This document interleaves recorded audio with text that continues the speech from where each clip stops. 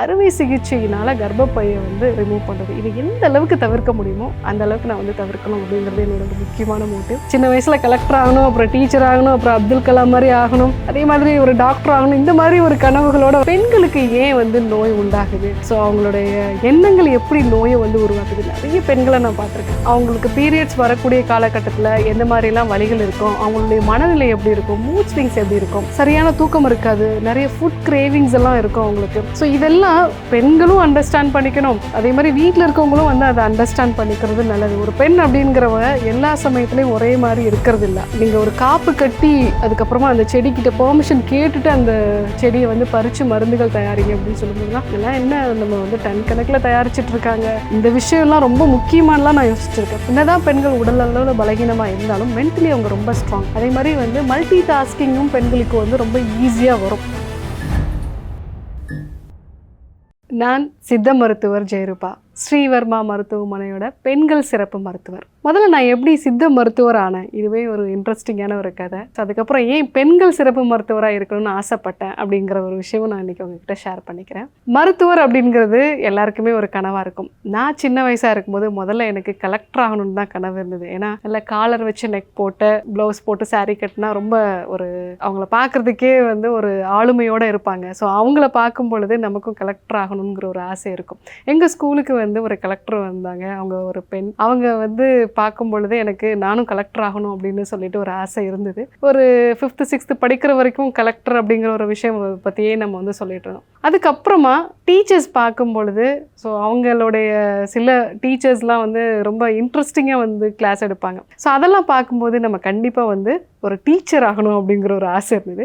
So அப்போ எல்லாமே வந்து நான் டீச்சர் ஆகணும் அப்படிங்கிறது தான் வந்து நான் சொல்லிட்டு இருந்தேன். அதுக்கப்புறமா நான் ஒரு 10th படிக்கும் பொழுது பார்க்கும்போது என்னோடய ஊர் வந்து பார்த்திங்கன்னா மதுரையிலேருந்து ராமேஸ்வரம் போகிற வழியில் இருக்கக்கூடிய பரமக்குடி. ஸோ அப்போது ராமேஸ்வரத்துலேருந்து அப்துல் கலாம் வந்து ஒரு ஜனாதிபதியாக இருந்தார். ஸோ அந்த காலகட்டத்தில் எங்களுடைய டீச்சர் வந்து அப்துல் கலாம் பற்றி சொல்லும்போது கண்டிப்பாக ஒரு ஏரோநாட்டிக்கல் இன்ஜினியர் ஆகணும், ஸோ நாமளும் அப்துல் கலாம் மாதிரி ஆகணும் அப்படிங்கிற மாதிரியான ஒரு கனவுகளாக இருந்தது. ஸோ திருப்பி அதை பற்றியும் நான் வந்து சொல்லிட்டு இருந்தேன். இதெல்லாம் ஒரு 10th 11th இந்த மாதிரி ஒரு காலகட்டத்தில் நடந்தது. ஒரு 12th படிக்கும்போது ஒரு தீபாவளி சமயத்தில் எனக்கு நல்ல காய்ச்சல். ஸோ காய்ச்சல் வந்த சமயத்தில் நான் டாக்டர் போய் பார்க்குறேன், என்னால் உட்காரவே முடியல, பெரிய க்யூ வந்து இருக்குது. ஸோ அந்த க்யூ பார்த்த உடனே எனக்கு ஐயோ இன்னும் எவ்வளோ நேரம் ஆகும், எப்படியாவது வந்து இந்த உடம்பு வந்து இந்த காய்ச்சல் கொஞ்சம் சரியான பரவாயில்ல, டாக்டரை பார்த்தா நமக்கு சரியாயிடும், இந்த மாதிரி ஒரு மனநிலையில் இருந்தேன்.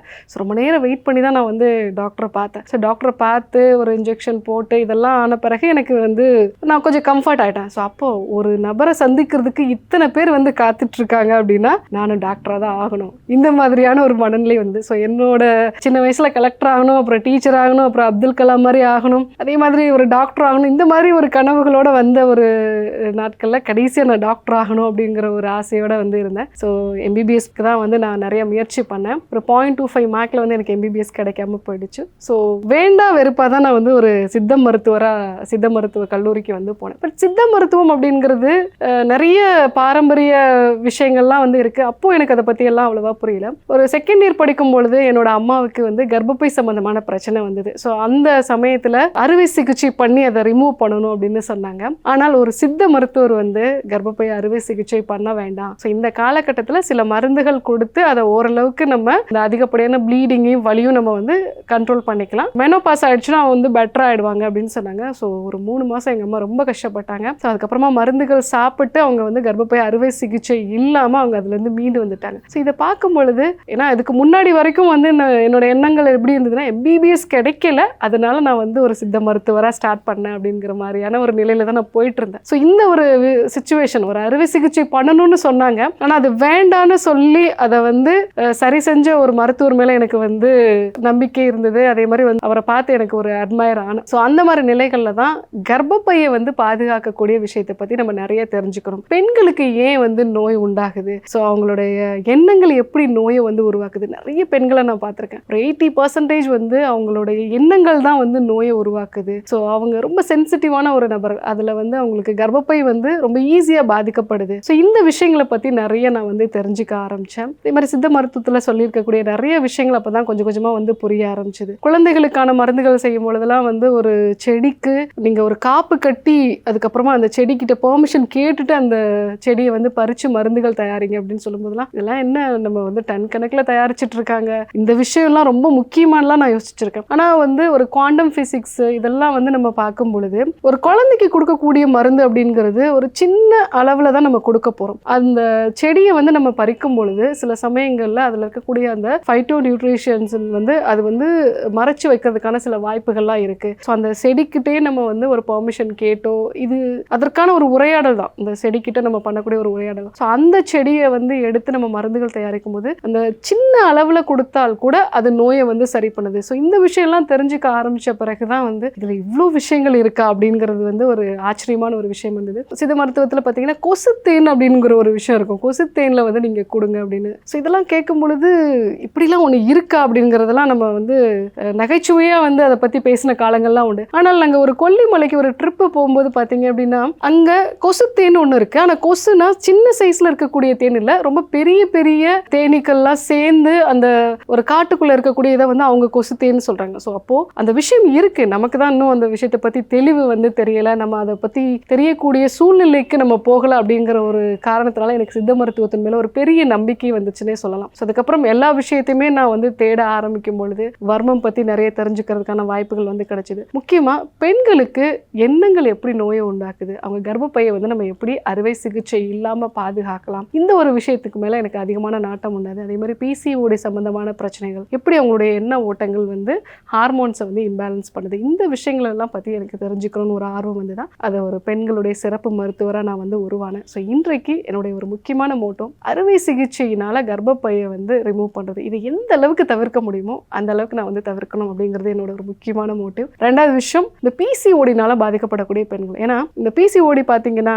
ஒரு பெண் வந்து ஒரு ஏஜ் அட்டன் பண்ணுறதுக்கு முன்னாடி ஒரு இன்டலெக்சுவலான ஒரு பர்சனாக இருப்பாங்க, நிறைய விஷயத்தை வந்து கற்றுக்கக்கூடிய ஒரு நபராக இருப்பாங்க, நான் ஃபியூச்சரில் பெரிய ஆளாவேன் அப்படிங்கிற மாதிரியான ஒரு எண்ண ஓட்டங்கள் இருப்பாங்க. அவங்களே ஏஜ் அட்டன் பண்ண பிறகு இந்த பிசிஓடி மாதிரியான பிரச்சனைகள் வரும் பொழுது அவங்களுடைய தன்னம்பிக்கை வந்து குறைய ஆரம்பிக்கும், ஒரு உடம்பு அதிகமாக வெயிட் போட ஆரம்பிக்குது, நிறைய பருக்கள் வருது, இதெல்லாம் பிசிஓடியில் இருக்கக்கூடிய விஷயம். அவங்க எண்ணங்கள்லையும் நிறைய மூட் ஸ்விங்ஸ் இருக்கும். இதனால ஒரு வளர்ந்து வரக்கூடிய பெண் சமுதாயமே, பெரிய பெரிய கனவுகளோடு இருக்கக்கூடிய ஒரு பெண் சமுதாயமே ரொம்ப ஒரு குறுகின எல்லைக்குள்ள வந்துருவாங்க, என்னால் இவ்வளவுதான் முடியும், இந்த மாதிரியான ஒரு நிலைக்கு. இது வந்து ஒரு மெடிக்கல் கண்டிஷன் பார்க்காம ஒரு சமுதாய அளவில் வந்து நிறைய பாதிப்பு உண்டாக்கக்கூடிய ஒரு விஷயமா நான் வந்து பார்த்தேன். அதனால தான் நிறைய பெண்களுக்கு இதை பற்றி ஒரு விழிப்புணர்வை வந்து உண்டாக்கணும், இதற்கு வெறும் மாத்திரைகள் மட்டும் தீர்வு கிடையாது, இது வந்து ஒரு வாழ்வியல் முறை மாற்றங்களோட செய்ய வேண்டிய ஒரு சிகிச்சை முறை, அதை பற்றி ஒரு தெளிவுபடுத்தணும் அப்படிங்கிற ஒரு ஆசை எனக்கு வந்து இருந்தது. ஸோ அந்த விஷயத்தை தான் நான் இப்போ வந்து பண்ணிட்டு இருக்கேன். ஸோ பெண்கள் அப்படிங்கிறது வந்து ரொம்ப உணர்ச்சிகரமானவங்க. ஸோ அதை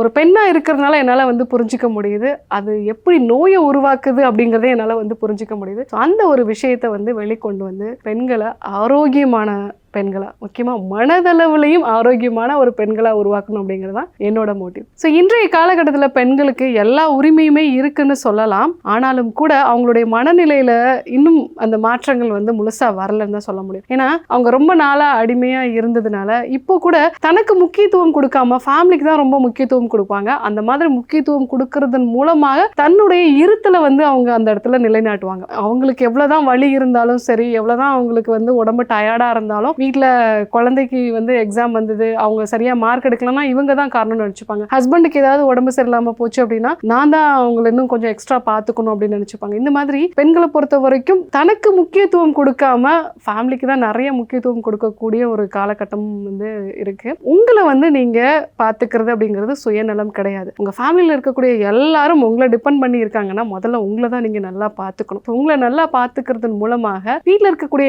எல்லாருக்குமே நீங்கள் ஆரோக்கியமான ஒரு சூழ்நிலையும் வந்து உருவாக்கலாம், உங்களையுமே வந்து நீங்க ஆரோக்கியமா வந்து வச்சுக்கலாம். ஸோ பெண்கள் இந்த காலகட்டத்தில் அவங்களுக்கு முக்கியத்துவம் கொடுக்க வேண்டியது அவசியம். நவீன காலத்தில் நிறைய மருத்துவ வசதிகள் இருக்கு, நோய்களை பற்றியும் நமக்கு நிறைய புரிதல் இருக்கு. ஆனால் ஒரு பெண்ணா அவங்களுக்கு பீரியட்ஸ் வரக்கூடிய காலகட்டத்தில் எந்த மாதிரிலாம் வலிகள் இருக்கும், அவங்களுடைய மனநிலை எப்படி இருக்கும், மூட் ஸ்விங்ஸ் எப்படி இருக்கும். ஏன்னா ஒரு 28 நாள் அப்படிங்கும் பொழுது முதல் அந்த பீரியட்ஸ் வரக்கூடிய நாட்களில் அதிகமான பெயின் இருக்கும், புதுசான எந்த ஒரு விஷயமும் அவங்களுக்கு பண்ண முடியாது. ஆனால் அந்த பீரியட்ஸ் முடிஞ்ச 5வது நாள்லேருந்து 14வது நாள் வரைக்கும் ரொம்ப ஆக்டிவாக இருப்பாங்க, நிறைய க்ரியேட்டிவான ஒர்க்ஸ் பண்ணுவாங்க. ஸோ அந்த காலகட்டம் அப்படிங்கிறது இயல்பாகவே அவங்க ரொம்ப ஒரு மோட்டிவேட்டடான ஒரு பர்சனாக இருப்பாங்க. அதுக்கப்புறமா இந்த ஓவலேஷன் டைமில் பார்த்தீங்கன்னா ஒரு சில மூட் சேஞ்சஸ்லாம் வந்து அவங்களுக்கு இருக்கும். ஸோ கடைசியாக வந்து அந்த ப்ரொஜெஸ்ட்ரான் ஃபேஸ்ன்னு இருக்கக்கூடிய அந்த 10 நாட்களில் பார்த்தீங்கன்னா கொஞ்சம் கொஞ்சமாக எனர்ஜி லெவல் குறையும், வேலை செய்வாங்க, ஆனால் செய்யணுமேனு செய்வாங்க. கடைசி 3 நாட்கள் அந்த பீரியட்ஸ் வரதுக்கு முன்னாடி இருக்கக்கூடிய டைம் பார்த்தீங்க அப்படின்னா சின்னதாக ஒரு விஷயம் அவங்களுக்கு வந்து தவறுதலாக பட்டாலும் கூட அவங்க நிறைய அதுக்கு ரியாக்ட் பண்ணுவாங்க. பாடி வந்து ஒரு பெயின்ஃபுல்லாக வந்து இருக்கும், சரியான தூக்கம் இருக்காது, நிறைய ஃபுட் கிரேவிங்ஸ் எல்லாம் இருக்கும் அவங்களுக்கு. ஸோ இதெல்லாம் பெண்களும் அண்டர்ஸ்டாண்ட் பண்ணிக்கணும், அதே மாதிரி வீட்டில் இருக்கவங்களும் வந்து அதை அண்டர்ஸ்டாண்ட் பண்ணிக்கிறது நல்லது. ஒரு பெண் அப்படிங்கிறவ எல்லா சமயத்துலையும் ஒரே மாதிரி இருக்கிறது இல்லை. ஆண்கள் வந்து எல்லா சமயத்துலையும் ஒரே மாதிரி இருப்பாங்க. ஆனால் பெண்ணோட உடம்புல ஹார்மோனல் சேஞ்சஸ்க்கு ஏற்ற மாதிரி ரொம்ப ஆக்டிவாக இருக்கிறதும் சில சமயங்களில் ரொம்ப கோபப்படுறதும் அப்படிங்கிறது ரொம்ப இயல்பான ஒரு விஷயம். இதை பெண்களே புரிஞ்சுக்கணும். நாம ஏன் அதிகமாக கோபப்படுறோம், நிறைய பேர் கில்ட்டியாக வந்து ஃபீல் பண்ணுவாங்க. ஸோ அப்படி கிடையாது. ஸோ அந்த மாதிரி டைமில் நம்மளுடைய ஹார்மோன்ஸ் தான் நம்மளை இப்படி வந்து செயல்பட வைக்குது. ஸோ அந்த சமயங்களில் நல்ல ஆரோக்கியமான ஸ்டீம்டு குக்டு ஃபுட்டாக வந்து நம்ம வந்து எடுக்கிறது நல்லது. எண்ணெயில் பொரிச்ச விஷயங்கள்லாம் நமக்கு வந்து சாப்பிடணும் கிரேவிங் இருக்கும், அதெல்லாம் அவாய்ட் பண்ணிட்டு நல்ல ஹெல்த்தியான ஃபுட்டு சாப்பிட்றது. வாரத்தில் ஒரு நாளாவது எண்ணெய் தேய்ச்சி குளிக்கிறது வந்து வழக்கப்படுத்திக்கிறது. ஏன்னா இன்றைய காலகட்டத்தில் பெண்கள் நிறைய நோய்களால் பாதிக்கப்படும் போது அதுக்கு ஒரு ஸ்கேன் இதெல்லாம் வந்து ஹார்மோன்ஸ் இதெல்லாம் வந்து ஒரு காரணமாக சொல்கிறாங்க. உடம்போட ஹீட் அதிகமாக இருக்கிறதும் ஒரு முக்கியமான ரீசன். ஸோ அதனால் ரெகுலராக எண்ணெய் தேய்ச்சி குளிக்கிறது, உங்கள் பாடியில் என்னென்ன சேஞ்சஸ் நடக்குது அப்படிங்கிறத பற்றி தெரிஞ்சுக்கோங்க. இது எல்லா பெண்களுக்கும் இயல்பாக நடக்கக்கூடிய ஒரு விஷயம்தான். என்னதான் பெண்கள் உடல் அளவில் பலகீனமாக இருந்தாலும் மென்டலி அவங்க ரொம்ப ஸ்ட்ராங். அதே மாதிரி வந்து மல்டி டாஸ்கிங்கும் பெண்களுக்கு வந்து ரொம்ப ஈஸியாக வரும். ஸோ ஒரே நேரத்தில் வந்து சமையலும் பண்ணிப்பாங்க, வெளியில் நடக்கக்கூடிய ஒரு விஷயமும் வந்து அவங்க கேட்பாங்க, அதே சமயத்தில் அடுத்து என்ன பண்ணும் அப்படிங்கிறதையும் வந்து அவங்க பிளான் பண்ணுவாங்க. இந்த மாதிரி மல்டி டாஸ்கிங் அப்படிங்கிறது பெண்களுக்கு இயல்பாகவே வந்து வரும். ஸோ அதனால் நீங்கள் உங்களோட உடம்பை பற்றி வந்து தெரிஞ்சுக்கோங்க, உங்களுடைய மனது வந்து எப்படி ஹார்மோன்ஸ்க்கு ஏற்ற மாதிரி மாறுது அப்படிங்கிறது தெரிஞ்சுக்கோங்க. கூடவே பாரம்பரிய அறிவையும் வந்து பயன்படுத்திக்கோங்க. எண்ணெய் தேய்ச்சி குளிக்கிறது, ஒரு நல்ல ஹெல்த்தியான உணவுப் பொருட்கள் வந்து சாப்பிட்றது. ஸோ நம்ம பாரம்பரியமாக நம்ம சாப்பிடக்கூடிய சில களி வகைகள், உளுந்தங்களி, அதே மாதிரி வந்து சில வகையான மருந்து குழம்பு, இதெல்லாம் நம்ம வந்து பயன்படுத்தணும் அப்படின்னா ரொம்ப ஆரோக்கியமான ஒரு பெண்களாக வந்து நம்ம இருக்கலாம். பெண்களோட உடல் அப்படிங்கிறது மனதை வைத்து தான் அவங்களோட உடலோட தன்மையே வந்து இருக்குது. ஸோ பெரும்பாலான நோய்களுக்கு மனது ஒரு முக்கியமான காரணமாக இருக்கிறதுனால மனதை ஆரோக்கியமாக வச்சுக்கிட்டோம் அப்படின்னா ஆரோக்கியமான இந்த சமுதாயத்துக்கு பயன்படக்கூடிய ஒரு பெண்ணாக நம்ம இருக்கலாம்.